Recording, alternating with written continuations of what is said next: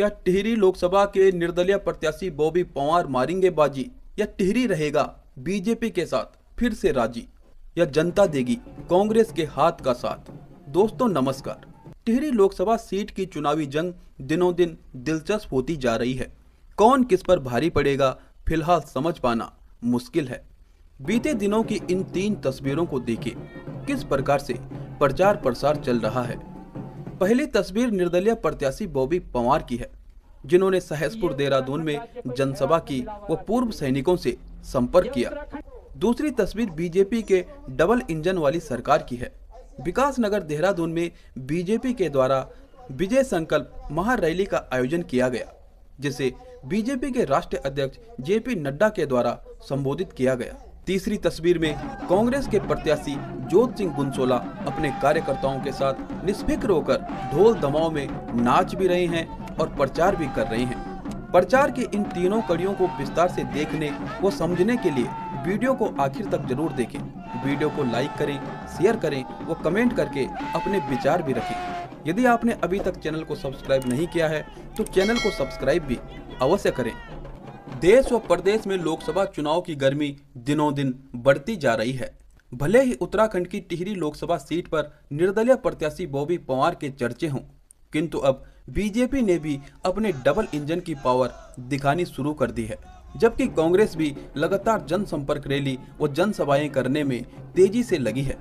कल उत्तराखंड दौरे पर आए भारतीय जनता पार्टी के राष्ट्रीय अध्यक्ष जेपी नड्डा ने विकासनगर देहरादून में विशाल जनसभा को संबोधित किया और टिहरी लोकसभा सीट से बीजेपी प्रत्याशी माला राज्य लक्ष्मी शाह के पक्ष में वोट डालने की मांग की। सूबे के मुख्यमंत्री पुष्कर सिंह धामी व उत्तराखंड प्रभारी दुष्यंत कुमार गौतम भी इस महारैली में उपस्थित रहे। जेपी नड्डा ने मोदी सरकार के विकास कार्यों को विस्तार से बताया। वह अनेक योजनाओं की तरफ जनता का ध्यान खींचने का प्रयास किया। जेपी नड्डा का भाषण अधिकतर केंद्र सरकार की योजनाओं व विकास कार्यों के इर्द गिर्द ही रहा। उज्ज्वला योजना जैसी कई योजनाओं का जेपी नड्डा ने अपने भाषण में जिक्र किया। उन्होंने उत्तराखंड सरकार के विकास कार्यों की तरफ भी ध्यान खींचा। जातिवाद व तुष्टीकरण की राजनीति को उन्होंने बीती हुई बात बताई और कहा कि जनता अब जाति के आधार पर वोट नहीं देती है। वहीं टिहरी लोकसभा सीट से निर्दलीय प्रत्याशी बॉबी पंवार ने सहसपुर देहरादून में जनसभा को संबोधित करते हुए उत्तराखंड की जमीनी बातें की। पूर्व सैनिकों की उपस्थिति में बॉबी पंवार ने उत्तराखंड राज्य आंदोलन के 42 शहीदों को याद करते हुए कहा कि बहुत दुख होता है, हम आज तक उन शहीदों को सच्ची श्रद्धांजलि नहीं दे पाए हैं। उन्होंने कहा कि उत्तराखंड के हकों के लिए यदि लड़ाई लड़नी है, यदि उत्तराखंड के अस्तित्व के लिए लड़ाई लड़नी है तो सड़कों का दायरा बहुत छोटा पड़ जाएगा। इसलिए हमारे लोगों को संसद या विधानसभा में जाने की जरूरत है। मैंने जिस प्रकार से सड़कों पर उत्तराखंड के हकों के लिए संघर्ष किया है, वैसे ही संसद में भी करूंगा। कांग्रेस पार्टी भी अपना पूरा जोर लगा रही है। 71 साल के कांग्रेस प्रत्याशी जोत सिंह गुनसोला भी अपने युवा कार्यकर्ताओं के साथ ताबड़तोड़ प्रचार प्रसार में लगे हैं। वही चुनाव में अपनी स्थिति से निश्चिंत व बेफिक्र नजर आ रहे हैं। कार्यकर्ताओं के साथ वही ढोल दमाव पर रामसू मंडान में जमकर नाचे। घनसाली बिनाईखाल आदि क्षेत्रों में कांग्रेस ने जनसंपर्क रैली व जनसभाएं की।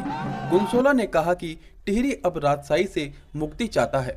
युवा डिग्रियां करके बेरोजगार घूम रहे हैं। संसद में गूंगा रहकर क्षेत्र के लिए विकास कार्य नहीं किए जा सकते हैं। संसद में आवाज उठाकर ही अपने मांगों को रखकर विकास संभव है। उनके साथ प्रतापनगर विधानसभा क्षेत्र के विधायक विक्रम नेगी, कांग्रेस कमेटी के जिला अध्यक्ष राकेश राणा व अन्य स्टार प्रचारक प्रचार में लगे हुए हैं। राकेश राणा ने रैली में ढोल वादन कर रैली में काफी उत्साह भरा। टिहरी में त्रिकोणीय मुकाबला है। निर्दलीय प्रत्याशी बॉबी पंवार की लोकप्रियता व सोशल मीडिया पर उनकी एक्टिविटी वोट में किस प्रकार से कन्वर्ट हो पाएगी, यह आने वाले कुछ दिनों में कुछ हद तक समझा जा सकेगा। कहा जाए तो बॉबी के पास टिहरी ही नहीं बल्कि पूरे उत्तराखंड के वास्तविक मुद्दे हैं। उनके भाषणों से ऐसा लगता है वो टिहरी का नहीं बल्कि पूरे उत्तराखंड का चुनाव लड़ रहे हों। बीजेपी बॉबी पंवार की लोकप्रियता को भली भांति समझ रही होगी। बीजेपी की डबल इंजन की सरकार है। बॉबी पंवार की पावर को रोकने के लिए आने वाले कुछ दिनों में बीजेपी का प्रचार तंत्र अपनी ताकत लगाने में कोई कसर नहीं छोड़ेगा। वह अपने प्रचार की तीव्रता को बढ़ा देंगे।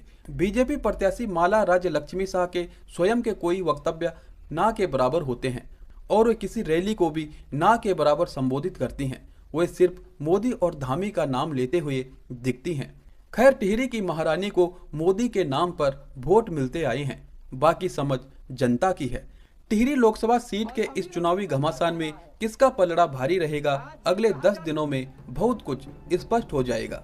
आपके विचार से फिलहाल कौन आगे है, कमेंट करके अवश्य बताएं। वीडियो को लाइक करें, शेयर करें और चैनल को सब्सक्राइब करते हुए बने रहिएगा खबर चक्र केसी के साथ। नमस्कार।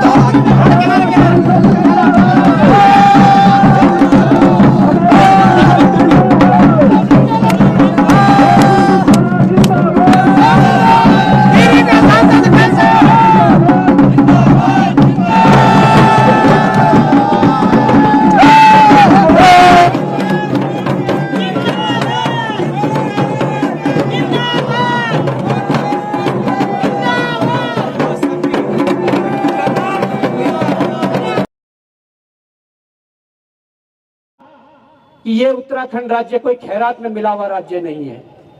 यह उत्तराखंड राज्य कटोरों में देकर मिला हुआ राज्य नहीं है। ये राज्य शहादत की बदौलत मिला है।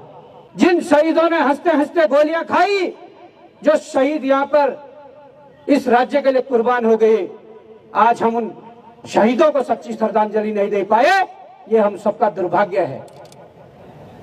आज ये लड़ाई केवल चुनाव की लड़ाई नहीं है, आज ये लड़ाई इस राज्य के अस्मिता और अस्तित्व की लड़ाई है। मित्रों, चुनाव की बेला है।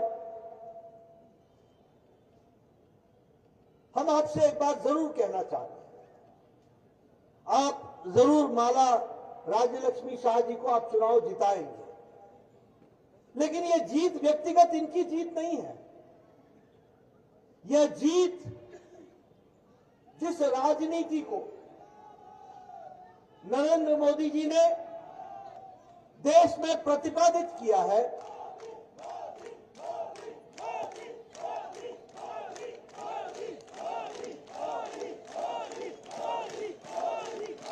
जिस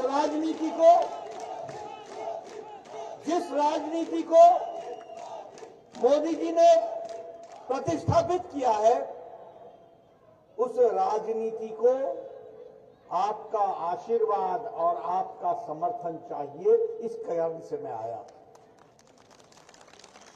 और जब मैं समर्थन की बात करता हूं, तो पहले राजनीति क्या होती थी? राजनीति होती थी भाई को भाई से लड़ाओ, जातिवाद के आधार पर वोट मांगो, माइनॉरिटी और मेजॉरिटी के नाम पर वोट मांगो, वोट बैंक की राजनीति करो, अलगाववाद को बढ़ावा देते हुए तुष्टीकरण की राजनीति करते हुए अपने आप को गद्दी पर बैठाओ। ये राजनीति कांग्रेस ने 70 साल चलाई। लेकिन प्रधानमंत्री मोदी जी ने राजनीति की परिभाषा बदल डाली है। अब राजनीति की परिभाषा बदल गई है। अब कोई व्यक्ति जाति के आधार पर जीत नहीं सकता। अब कोई व्यक्ति अलगाववाद पर जीत नहीं सकता। अब कोई व्यक्ति और पार्टी तुष्टीकरण की राजनीति में नहीं जीत सकता। अब सिर्फ मोदी जी के नेतृत्व में एक ही राजनीति चलेगी, वह है विकासवाद की राजनीति, विकासवाद की राजनीति।